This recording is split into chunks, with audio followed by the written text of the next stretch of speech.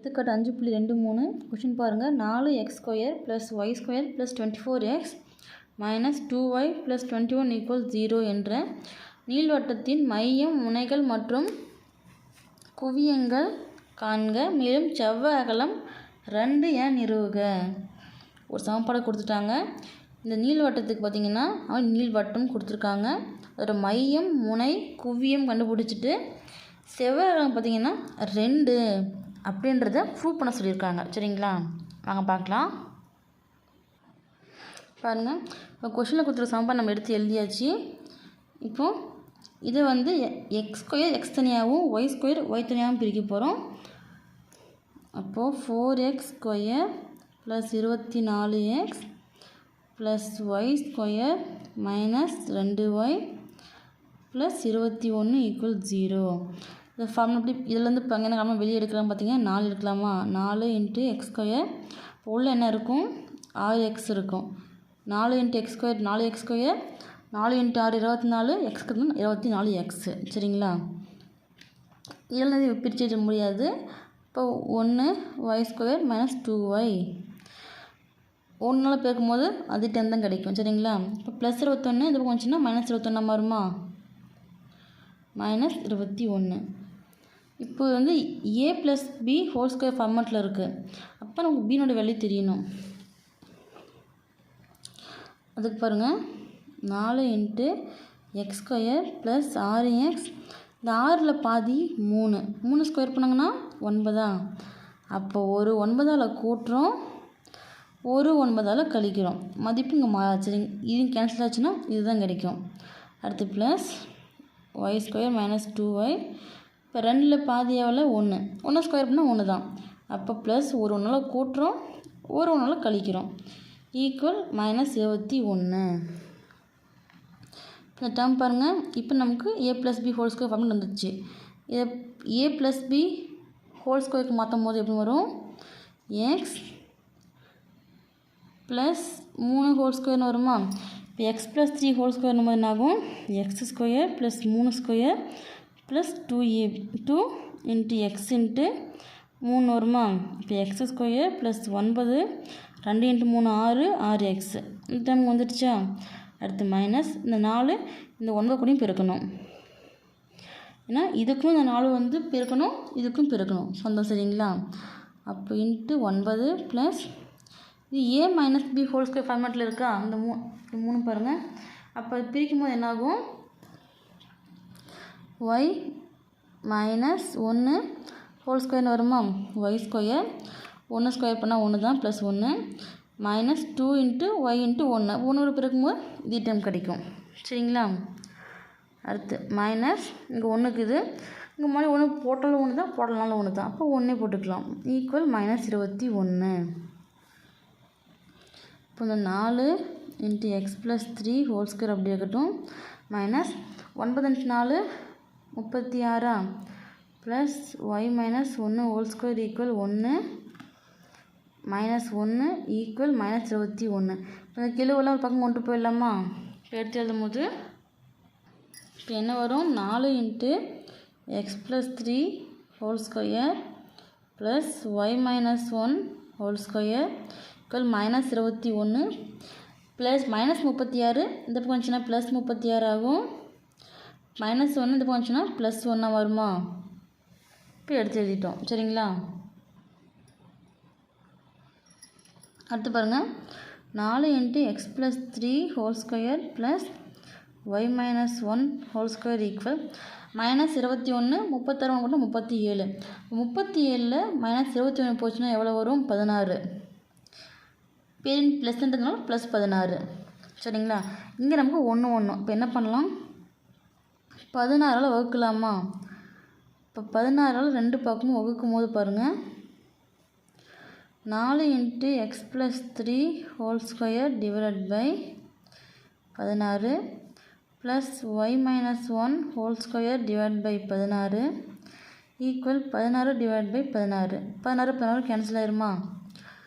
அப்போது ஒரு நாங்க 16 இது கேன்சல் ஆகாது, அப்படியே வரும். அப்போது x + 3 whole square / 4 plus y minus 1 whole square divide by 16 equal 1 வருமா? இப்போ இந்த ஃபார்ம் பாருங்கள், நமக்கு x minus h whole square divide by b square plus y minus k whole square divide by a square equal 1 இருக்கா? இதை வச்சு நம்ம பாருங்கள், ஹச் கேனோட வேல்யூ, பி ஸ்கொயர் வச்சு பினோட வேல்யூவும், ஏ ஸ்கொயர் வச்சு என்னோட வேல்யூவும் எடுத்து எழுதிக்கலாமா? இப்போ இந்த இடத்துல பாருங்கள், எக்ஸோட எக்ஸ் 4 தான் இருக்குது, ஒய் வந்து பார்த்திங்கன்னா இங்கே 16 இருக்கா? அப்போது நெட் அச்சு என்னவா இருக்கும்? ஒய் அச்சுக்கு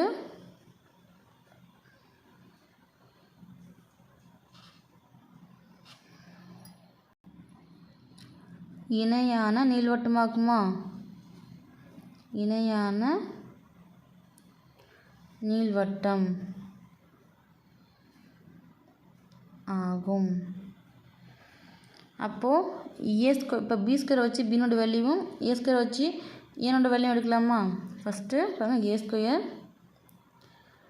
ஸ்கொயர் என்ன 16, இப்போ ஏ மட்டும் எடுக்கும்போது ஸ்கொயர் ரூட்டாக வருமா? ரூட் 16ன்னு வருமா? பிரிக்கும் போது 4 × 4ன்னு வரும், வெளியே எடுத்தால் ஒரு 4 மட்டும் வரும். இப்போ ஏனோட வேல்யூ 4. அடுத்து பாருங்கள், பி ஸ்கொயர் ஈக்குவல் என்னக்கும் 4. அப்போ பி மட்டும் எடுக்கும்போது இங்கே ஸ்கொயர் வந்து இங்கே ரூட்டாக மாறும், 4ன்னு வரும். இப்போ 4 பார்த்திங்கன்னா 2 × 2 4, இதில் எடுக்கும்போது ஒரு 2 மட்டும் வெளியே வரும். பினோட வேல்யூ 2. சரிங்களா? அடுத்து பாருங்கள், சீனோட வேல்யூ, சின்னும் போது C square equal a square minus B ஸ்கொயரா? நமக்கு சி ஸ்கொயர், சி மட்டும் தான் வேணும். இப்போ சி மட்டும் வச்சுட்டு ஸ்கொயர் வந்தப்போ 1 ரூட்டாக மாறுமா? Root of a square minus b ஸ்கொயர்னு வரும், ஈக்குவல் ரூட் ஆஃப் ஏ ஸ்கொயரோட வேல்யூ எவ்வளோ? 16 மைனஸ் பி ஸ்கொயரோட வேல்யூ பார்த்திங்கன்னா 4, கழிக்கும் போது 12 வருமா?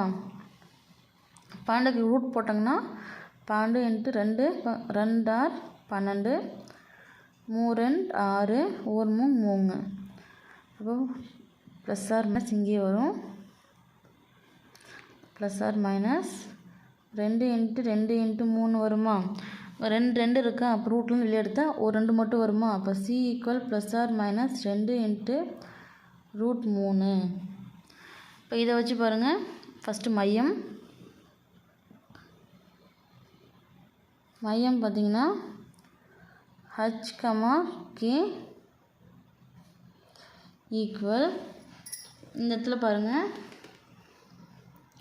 இப்போது மைனஸ் ஹச்சு, இங்கே மைனஸ் இருக்குது, ஹச்சு இங்கே ப்ளஸ் இருக்குது. அப்போ இதுக்கு முன்னே என்னவா வந்திருக்கும்? எக்ஸ் மைனஸ் -3 வந்திருக்குமா? ஹோல் ஸ்கொயர், மைனஸும் ப்ளஸ் ஆகும். அப்போ ஹச்சினோட வேல்யூ -3, கமா கே பாருங்கள் மைனஸ் அப்படியே இருக்குது. இப்போ கேனோட வேல்யூ 1. சரிங்களா? மையம் எழுதியாச்சா? அடுத்து பாருங்கள், குவியம். குவியத்துக்கு ஃபார்முலா நமக்கு தெரியும், ஹச்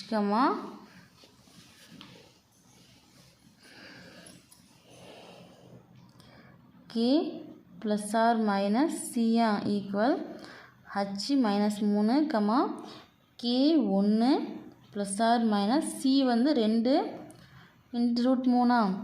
இப்போ பிரித்து எழுதலாமா? பிரித்து எழுதும் போது -3 1 ப்ளஸ் 2 √3 மற்றும் -3 1 -2 × √3.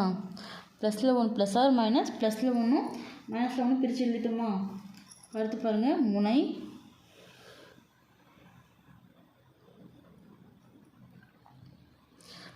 என்னும் போது இதுக்கான ஃபார்முலா நமக்கு தெரியும், h k plus R minus ஏவா equal h -3 k 1 plus R minus ஈனோட வேல்யூ 4 ஈக்குவல் -3 1 பிரித்து எழுதும் போது ப்ளஸ் 4 மற்றும் -3 1 -4ன்னு வருமா? ப்ளஸ் ஆர் மைனஸ் பிரித்து எழுதிட்டுமா? ஈக்குவல் -3 1 கூட்டினா 5 மற்றும் -3 +1 -4 கழிச்சா -3 இதுக்கான முனையா. இப்போ அடுத்து பாருங்கள், இப்போ என்ன கொடுத்துருக்காங்க, செவ்வாய் காலத்தோட நீளம் வந்து 2ன்னு ப்ரூவ் பண்ண சொன்னாங்களா. நீளம் நமக்கு தெரியும் 2b² / a. சரிங்களா.